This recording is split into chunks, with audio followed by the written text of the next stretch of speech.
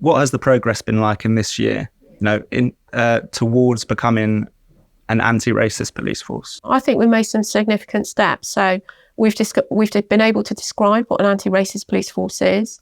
I think that is set out in the poem that Miles Chambers has written and has been made. I think we've got a strategy now that we've again built with Aisha Thomas and other stakeholders in our community network. We've done some significant first steps. That stop and search policy is significant. The training, 6 months long of training of everyone, is now underway. The chance to change, which is our deferred prosecution. That means anyone 18 to 24, whether they admit an offence or not, for quite a big swathe of offences, will have the ability to go to follow a route that doesn't take them down a criminal justice route. We know there's significant evidence that really reduces reoffending, victim satisfaction, and we know that it's going to remove disproportionality. Why then did you decide to make the announcement? Why not before? I became Chief Constable in July temporarily, 2021. And actually I started the conversations internally and externally to the organisation right from day one. How does it feel to be policed by us? What can we do to regain your trust and confidence? And we brought together members of the Black community in Bristol and had several conversations about that. And had those similar conversations as what I was hearing back within the police force as well. And I formed a view that we met the definition, we met those tests. A year earlier, I asked you, council meeting, or a public scrutiny meeting, if you felt that the force was institutionally racist. And your answer then was very different. You said, don't dodge those two words, institutionally racist. They're helpful and incredibly valuable, but we have to move on from those two words because they divide us. And that, I think you were a bit more careful with your words then. And what you said was not unlike what the Police Federation chair said in response to your announcement. Yeah. He used the words division. He said to declare that Avon and Somerset is institutionally racist is to create a false narrative and actually drive a divide between our officers. How has your perspective shifted in that time? We talked about this a lot. We talked about this a lot with the Federation, with the Superintendents Association, with Unison, with the other staff representative bodies. Open dialogue. There are different views about this. There's not a universal acceptance in the constabulary or indeed in the public discourse about this. I've formed my own view. I do think the reaction to it and some of those, the reaction of the Police Federation that you've quoted shows that those words can divide us. And so, and part of the planned reforms that you outlined at the time was a kind of overhaul of stop and search tactics, and in that you recognise that Black people were 5 times more likely to be stopped and searched. Can you explain why it's necessary to use this controversial power? Well, the legislation, which we've in our work, actually, that's one of the significant pieces of work that we've done over the last 12 months, is to develop our own policy on stop and search, is to actually look at what it's there for. So one of the keystones of the work that we've done is to clarify for officers the purpose of stop and search. The natural thing that members of the public might say, even some of my officers, is to find stuff. But actually the test in law is you have to have enough grounds to be able to go before a custody sergeant to seek the approval of someone's detention to use that power. That's a really high bar. That's really important for officers to have in mind. And we've had to clarify that. That's what the law says. So if in that context, to avoid an unnecessary arrest, then I think that's the purpose of stop and search. Okay. But it is a controversial power, right? And you mentioned yourself the disproportionality of the use of this power, and that needs to be addressed. Yes. I think as well there's this year use of the Section 60, which is much more controversial. Yeah. Disproportionality goes up when this is in use. And you hadn't used that for 4 years, but following a series of fatal stabbings in the city in February, you enacted that. I just wanted to ask why you did this. What I'd say about February, part of the rationale, there is a testing law for the use of Section 60, and that's where you expect serious violence to happen. in a community. It isn't to the individual suspicion you have with an individual person. And the test was met. But what also met it were the amount of calls that I had from members of the community who I talked to, black and white, not just asking for Section 60 to be brought in, but asking for curfew to be brought in. So great was the concern. Now, we listen to those concerns and we certainly console, but we also have to look at the threshold for that power. And that, in the wake of the events of earlier of this year, the threshold for that power was, I think, reached. And what I'd say about stop and search is, it is a controversial power. It is contested and it is used disproportionately. That's why I acknowledge these things. But it's also a power to avoid unnecessary arrest. And it's a power that the community want us to use. They just want us to use it fairly and appropriately. But do you think that maybe in that specific instance, do you think that it was used fairly? Because you published your own data following this, right? And that no knives were recovered. You did disproportionately target people of colour during the 48 hours the powers were used. And then this month you used Section 60 AA. I think it's slightly different, right? But it's similar power. Everyone you stopped was black or Asian. No weapons were found either. And on both occasions, you searched children as young as 10. And no weapons were recovered. Right, fair enough. You said that it's used as a deterrent and a means before arrest. But it's still really controversial. These, does this not show that it's not working and doing a lot of harm to children? And it shows that we absolutely need to be clear and make sure we're using it fairly and effectively, invite scrutiny, make sure the training's right, make sure it's understood. What I would say about the second instance of it, you're absolutely right with that data, but what we didn't say, we publish. And we are very clear of when we're going to do Section 60 in the area where it's going to happen.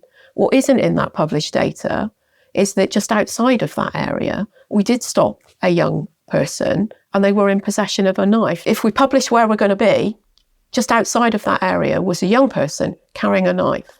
Now, if young people are carrying knives, we know that increases the incidence of serious violence happening. So, sorry, can I just say, if you stop that young person outside of that area, right, and you recovered a knife there, not in the zone where you were enacting those Section 60 powers, isn't that, a bit of a problem? I think your intelligence has led you to... Absolutely, and our intelligence is absolutely right. But when we then publish where we're going to be, it does displace things and disperse things. And on this occasion, it dispersed someone who was carrying a knife, which could have done harm to them or to another person. So, I think there is a place for Section 60, and certainly community members felt there was too. But it's clear, though, that controversial police powers like stop and search aren't the sole answer to tackling knife crime. No. How has the police changed over the last decade or so to tackle the issue in a more holistic and restorative way? So you're absolutely right. The place policing doesn't want to be in this issue is either investigating the murders of children, or indeed using its enforcement powers in a way that's disproportionate, or in using them at all. What we want to be is engaging with young people. What we want to be is to be tackling the issues of why maybe organised crime, criminal exploitation of children that might be sitting behind some of these issues. But to do that, we need to work with the community, and we need to have the trust and confidence of the community, which goes back to, another reason, a core reason why I made that acknowledgement in June last year, was to actually build something with the community where we come together and actually say the things that are making our communities unsafe are some of those elements that we want to be able to tackle. So policing has a role in that respect. We are part of the violence reduction units that operate across Avon and Somerset. We do have early intervention teams that feed into those violence reduction units that take tiered approaches to, but those that are on the edges of criminality, direct engagement, and that's done in partnership with the local authority, education, charity providers, but also then focusing where people are criminally active on them. And sort of setting the strategy for this kind of thing, that lies with the Police and Crime Commissioner. Yeah. right? And the newly elected one, Claire Moody.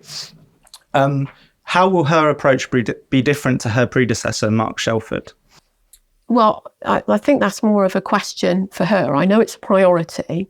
How she goes about tackling the priority will emerge, and it will be clear in her policing crime plan. And I know for a fact now she's consulting. She's already held a number of round tables to work with partners and the community to think about how she does that. And there will be a role for policing within it. So I think we've got to wait and see what that will be. For what I'm hearing from her is very much in the public health regime that we need to tackle the causes. Why are children carrying knives? Turnout was pretty low in that election, right? It was 23%. Were you aware of that? Not the exact percentage. Okay. I knew it was low. I knew it was different in different parts. Okay, but the people are voting to install this leader who holds you to account, and only 23% of the population of Avon and Somerset turned out in that election. It's not much of a mandate, is it, to create a police and crime plan for the whole region? I don't think that's really something for me to comment on. That is the system in which we operate. Do you see that it's problematic? Do you see that it's not ideal? I know that I'm accountable to a police and crime commissioner that's been elected. What's made a difference is people stepping towards us and helping us with that stop and search policy, scrutinising us, talking to us about our chance to change programme of deferred prosecution, raising really difficult questions. Going back to the stop and search element of it, and you say people are stepping forward and advising you to change and guide that policy. But since you made the institutional racism announcement a year ago, you've been using Section 60, which is even more repressive power than you had done 3 years prior to. Yeah, we're using Section 60 because we're trying to save lives. And the threshold was reached. We're in the circumstances that happened earlier this year with the death of so many young people in such a short space of time is significant. It's a concern, and we've stepped up to that concern, and we've met the wishes actually of the community in doing that. What we have to do, though, is use the powers that we have and use them fairly and with parity. And that's where reforming how we do this comes. And you mentioned that it was done with the consent of the community. And of course, it was in response to these really tragic incidents. That's not disputed. But there is real concern from campaigners and people in those communities that this is a really repressive power. A campaigner I spoke to this morning asked, are you going to use it again? Are you going to use Section 60? I can't say that we won't use it again. We will always use it in line with our new policy, which is just rolled out and is being trained to every single member of staff, sergeant, inspector and above, to make sure that it's being used lawfully. The interaction is a positive one. There's proper scrutiny, transparency about the use of that power. I don't want us to have to use it. I said on knife crime, I don't want us to be in enforcement mode. I want us to be in early intervention, prevention, engagement mode with young people. I want young people running towards us saying, these people are asking us to carry knives. We're scared, so scared. And seek the police as someone that they can see to help them and protect them. There's been the Catch a Copper documentary, right, which you said, letting the cameras in, gain people's trust by people being able to see, what happens inside the police force, how they investigate themselves, right? And that series contains various incidents of police misconduct. It's really shocking. I was at the premiere of it in Bristol, as we with the Q&A afterwards. You said yourself it was very eye-opening. What shocked me and many people in the audience was the lack of accountability the officers who were involved in misconduct in that series have seen since. After episode 2, after 45 minutes of showing the appalling police negligence and violence, the closing credits shows us a statistic, and it says that 4,000 of the 5,000 complaints filed during filming led to no action. One officer, we learned, who was involved in the racist policing of the Bedminster bus incident, received the promotion. How does showing this install any trust in people that you're getting policing right? Well, Transparency for me is incredibly important. It's as important as accountability. You can't have it one without the other. So the reason for having the documentary makers was to be completely open, but it was also to be completely open about the police misconduct regime. There's a lot of opaqueness that people say about the trust in the police policing themselves. The idea of the documentary was to let people see that, get beyond it, not just the police interceptors and the other things that are presented about the police. Now, in doing so, it showed the complexity of the regime. It showed the role of the Independent Office of Police Conduct. It showed the fact that police misconduct panels happen and the Chief Constable isn't part of them. They're done independently. So it was also to say, one, we are brave enough to let people in and see that we have these challenges. Two, we're trying really hard to deal with them. And three, it's sometimes quite difficult within the current system to be able to do that.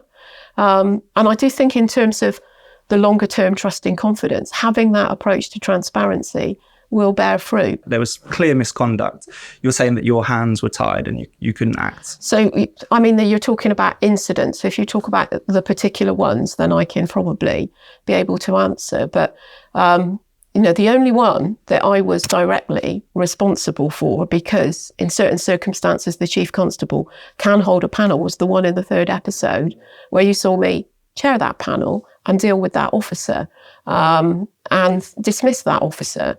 Or would have been dismissed if he hadn't gone beforehand. So where there is an ability to have complete control over the process, I will let the process be fair, but I will also deal with it robustly. Okay, so transparency is the first step, but since then, has any changes actually happened to the complaints process? Yeah, well, the complaints process is a national process, but yes, there has been change. I won't say it's directly attributable to the documentary, but to the issues that are covered in the documentary. And so the Chief Constable will have more control over the hearings process. So how representative do you feel Avon and Somerset Police are of the communities that they serve? Not representative enough. And I think this goes again to trust and confidence. If people don't have trust and confidence in us, if they don't see us acknowledging what's their lived experience, how are they going to want to join us? What I'd say since the police uplift, the last 4 years, if you like, the volume of people joining us from black and ethnically minoritised communities has increased quite significantly. Haven't got the facts and figures, and we can produce them for you. I've got here that, on the facts and figures, as part of the government's recruitment drive, which is you were just talking about, fewer than 1 in 5 black candidates to Avon and Somerset Police over the last 3 years became police officers. Rejection rates for Asian people who applied was even higher. That was 1 in 9. 37% of white applications were successful. How are you working to diversify the force? So we work with our outreach team. We've identified there are certain barriers even before people join. Things like that we've had to remove, like the requirement that you've got a driving licence. I don't know if you've sought driving lessons recently, but they're very, very expensive and difficult to get. That's a barrier even before you apply. If you're from a socially deprived, different background, you may not be able to have that even to apply. So we've removed the requirement for that. So we're picking apart our processes. We're using our outreach team to get there. We are trying to be fairer in our use and powers and building trust and confidence so people see us as an employer of a choice. And police officers, they hold a lot of coercive power, right? And you said that yourself in previous interviews. Do you think that's why people who wish to abuse power are attracted to a role in the police force? I'm sure in any occupation that has power, authority, access, teaching, medicine, these things can happen. Prison service, it can attract those people. Our vetting has to be really, really strong to avoid that. But our culture has to be incredibly strong if people make it through vetting and those things start to emerge. Similarly, our misconduct regime has to be very, very strong, which is why I showed was willing to show the transparency of it and its challenges to be able to eliminate people when they're there. You'll be not institutionally racist within how many years? What's the plan? 1 year, 2 years, 3 years? I don't know is the answer. There's an awful lot to do. There's an awful lot of years and decades and centuries of getting us where we are. What I want to see year on year is not just action, but is progress in the numbers, and see steady progress. And I want to see, and I believe that we will start to see more people join us when that happens. We'll start to see safer communities when that happens, for everyone. Yeah. So you're a long way off. We're a lot closer than we were 12 months ago, and we'll be quite closer still in 12 months after that, and closer still 12 months after that. And we will be relentless in continuing to do that. Okay. Sarah, thank you. Thank you.